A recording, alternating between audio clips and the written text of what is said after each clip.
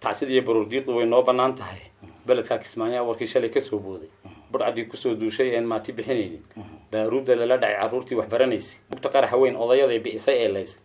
geesiyadii badbaadada darteed bixiyay ruuxdooda بسم الله الرحمن الرحيم السلام عليكم ورحمة الله وبركاته بالشدة الصوماليات ميلو البوال جوكتان نبض يعافمات كوارا يعني دلنا هاي halka aad nagala socotaanna waa channelka garashada sareysa waxaan rabnaa halkan u fadhinaa anigii Abwaan Bashiir inaan la qaybsano tacsida iyo murugada shacabkii Soomaaliyeed iyo bulshadii iyo ardaydii shalay lagu gumaaday laguna xasuuqay weerarkii arxan darada ahaa ee kooxda argagixisada ay ka fuliyeen magaalada Kismaayo oo dad far badan oo aan waxba galabsan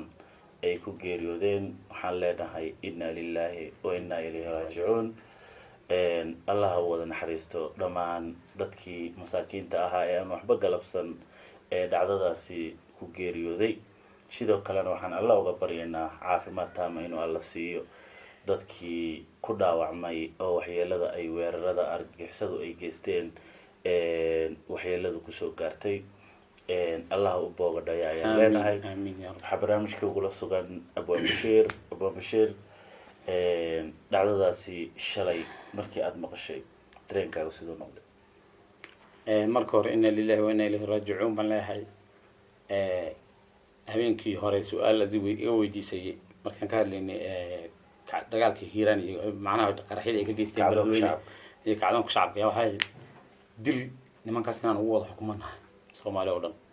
inuu dil ugu xukumay khaasatan maskaxda ummadda Soomaaliyeed meelaha ay beegsanayaan meelaha maskaxdu taala ay tahay garashadeena rabaan inay bireeyaan marka waxaan tacsi u dirayaan la wadaagaya xanuunka eheladii iyo qaraabadii iyo dhammaan ummadda Soomaaliyeed maxaan ku raahdaa iyo ardaydii yareeray maxaan ku raahdaa barnaamijyada iyo odayaashii goobtaasi sida arxan darada loogu leeyaan tacsi tiiranyal ka diraya xanuunkan runtii waan la qaybsanayaa shacabka Soomaaliyeed oo dhan gabayga aan ugu talagalay tacsidan booyay ku jira ereyga ah garashada inay rabaan inay bireeyaan marka waa waxa lagu socday waxay ahayd waa odayga hadli kara odayga talada wanaagsan keeni kara ninka ummadda wax soo kordhin karo idil dil buu ku xukumayaa sidaas daraadeed waxaan leeyahay ummadda Soomaaliyeed ilaahay cadawgaas ha ka qabto amiin hana isku tashto iyaduna de ilaahay uu naga qabayaan dhamaan la fadhiine sida hadaba meelo badan ka socoto hala kaco oo hala soo afjaro runtii shalay dhacdada foosh xun inta aysan dhicin waxa jiray isku dayo iyo kulamo iyo shirar kala duwan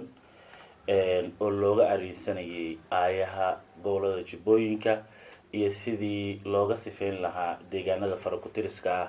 ee kaga sugan yihiin gobolada Jubbooyinka runtiina mar walba oo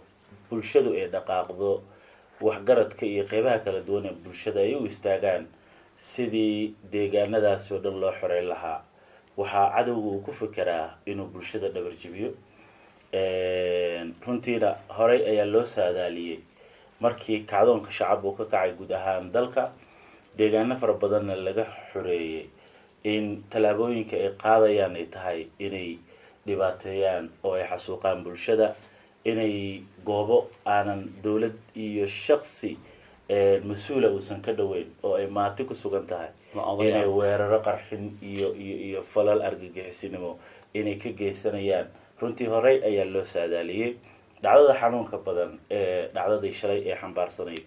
waxay ahayd arday ka soo baxay iskuulka iyo odayaal runtiina horey ma aha markii ugu horeysay magaalada Kismaayo dhacdo noocan ay ka dhacdo horey ay arday u laayeen markii labaad iyo markii saddexaad inay tahay suurtagal ah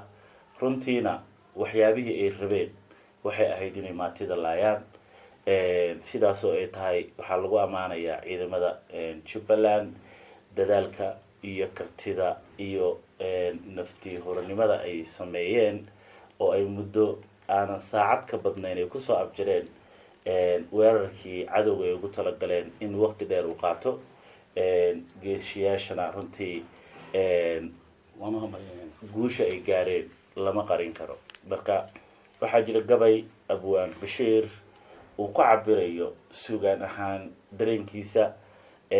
dhacdadii shalay iyo sawirka uga baxay.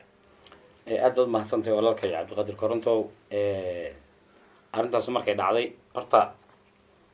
dadka la beegsanayay ardayda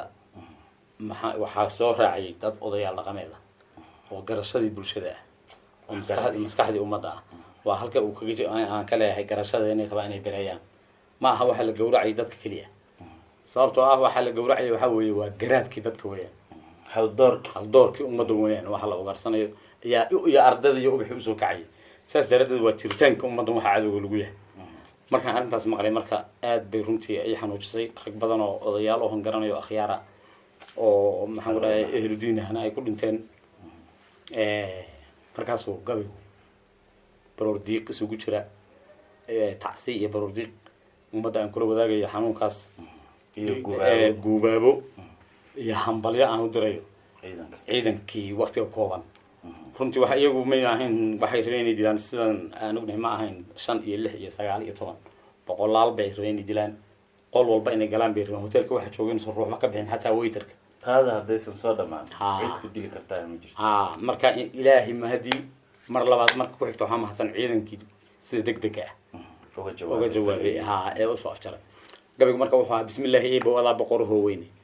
adaa bixiya khayrka iyo shartoo way isbedelayaan nabadbaadi guulow adaa bixiya liibaan amiin. inkastoo balaayadan sharteena baduugaysa biyo laga filayn iyo inay daawo bixinayso tacsid iyo baroordiiqdu way noo bannaan tahay. beledkaa kismaayaa warkii shalay kasoo booday budcadii kusoo duushay een maati bixinaynin baaruudda lala dhacay carruurtii wax baranaysa mugta qaraxa weyn odayaday bi'isay ee laysay geesiyadii badbaadada darteed bixiyey ruuxdooda tacsi beerka laabtii ay ka timid badanka jiilkayga bartan aan u marin oo ducaan ugu bishaarayn naxariista boqorkeenna weyn bixiye oo gaadha iyo dhaawacu noo bogsada boogta ololayso iyo eheladii laga baxo samir ku buux dhaafo allaan oga baryo waa ducee bixiye aamiinta. mar kalena bilada ay muteen iyo salaam buuxda birlabkii fashilay weerarkii bahalku soo qaaday hambalyaan u diray geesiyadii boobay ee jaraya boqolaal inay naga dilaan ama bireeyaanba baabuur qarxay iyo raggii bama u soo qaatay bilaahi haddaan laga hortagin baaba abaa imane balaayadu halkay degan tahay iyo barada ay joogto bartooda haddaan loogu tagin baaqsan mahayaane aqoon-yahankay beegsanahayaan iyo bu'deenniye oday tala wanaag soo bandhiga caalin barakaysan birimageydadii kolay ku tahay baajin mahayaane garashada dadkeenay rabaan inay bereeyaane caaqilada bartooday rabaan inay banneeyaan nalka noo bidhaamay rabaan inay baktiyaan bulshayahay ka kaca jiifka oo bixiya xooggiina maamulkoo badbaadada shacbiga kor ugu soo baaqa ciidankoo bilaawaha la dhaca cadowga beerkiisa birmadka iyo saadkoo arlada guura bahalleeya baxsadkooda yuuna dhex gelin baara halistooda marka bahalkan geesaha la baxay booska laga saaro nabad buuxda shacabkuna helees wada barwaaqoobo soomaalaay bilkhayr iyo wanaag badan ku naaloodo bilkhayr iyo wanaag badan ku noolaada oo marka laga guulaysta cadowga. marka gabaygaas oo isugu jiray baroordiiq iyo tacsi iyo guubaabo iyo dadkan waxaa lagu socdo waxay moodayaan inuusan ahayn. dadkan waxay moodayaan in dad lagu socdo waxaa lagu socdo waa garaadka dadkeena iyo garashadeena iyo jiritaankeena. sidaas daraadeed waxaan leeyahay sida meelo badan ba ay howlgalladu ugaga socdaan meel walba ha loogu qaado maxaan ku dhahdaa shacabkuna ha isbadbaadiyo hana la badbaadiyo. bulshada waxaad maanka ku haysaan inaysan jirin wax weligood jiraayo. wax walba waxay leeyihiin waqtigooda marka uu dhammaan rabana waxaa la dareemayaa saansaan waxaana muuqanaysa dhabarjab xoogan in deegaano fara badan laga soo xoreeyey ciidankii ay kaceen shacabkii ay kaceen loona diyaarsan yahay in guud ahaan dalka oo dhan laga sifeeyo cadowga shacabka soomaaliyeedna nabad inay deegaanadooda ay ku naaloodaan. waana rajaynaynaa in goordhow shacabka soomaaliyeed iyo ciidamada qalabka sidoo iskaashanayo inay ku guuleysan doonaan inay xasiliyaan deegaanada farakutiriska ah ee weli gacanta ay ku hayaan kooxdaasi. goobaha laga soo abaabulo dhagarta bulshada soomaaliyeed maalin walba ay ku hagardaaminayaanna waxaan rajaynaynaa in lasoo afjari doono haddii allah awoodale insha allah. waxaa weeye waa rafashadii ugu dambeysay wey.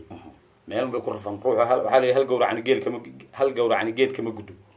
marka waa rafashadii ugu dambeysay waan leeyahay hala isdaba raaciyo halistoodana hala iska ilaaliyo baxsadkooda magaalooyinka soo galayana hala la socdo iyo dhaqdhaqaaqooda. waxaa hore loo yiri ayax tag la reeb taayaysan dhicin guud ahaan hala sifeeyo iskana fogeeya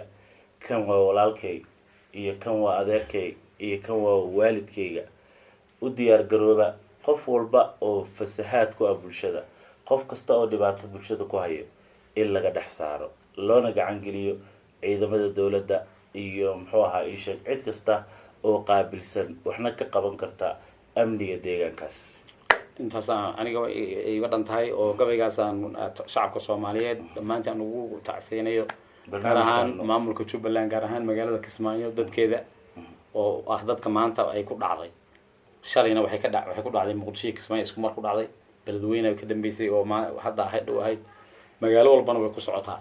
marka magaalo walbana waa gobol walba oo ka socdo waa inuu xagga kalena kacdoon kaga socdo iyagana si waxaana muhiim ah si dhacdooyinka qaar looga hortago oo nafta loo badbaadiyo in ciidamada iyo shacabka ay wada shaqeeyaan insha Allah in la sameeyo lambaro bulshada ay la soo xiriiri karaan hadba qofka ay ka shakiyaan iyo waxa ay ka shakiyaan ay la soo wadaagi karaan qof walba oo sirta soo gudbiyana ciidamada dowladda waxaan kula talinaynaa inaysan sirtiisa aysan faafin si cadowga uusan uga gaashaamanin loona helo xog walba iyo dhagar walba oo ay ugu talagaleen inay bulshada ku hagardaamiyaan barnaamijkan iska tacsiyo ahaa inaan murugada iyo tacsida la qaybsano bulshada soomaaliyeed khaasatan ehelada qaraabada iyo guud ahaan bulshada soomaaliyeed ee dhacdadii shalay ay wada saameysay intii dhimatana allah u naxariisto inta dhaawacana allah noogu boogadhayo oo caafimaad degdeg ah ayaan u rajaynaynaa inta halista ana maamulka iyo dowladda dhaxaba waxaan ka codsanaynaa sidii deeq caafimaad loogu raadin lahaa in loo wada istaago oo laga wada shaqeeyo tan iyo kulantideeni dambe barnaamijka xiga waa cabdiqaadir koronti iyo abaan bashiir oo idin leh sidaa iyo nabadgelyo wasalaamu calaykum waraxmatullaahi wabarakaatuh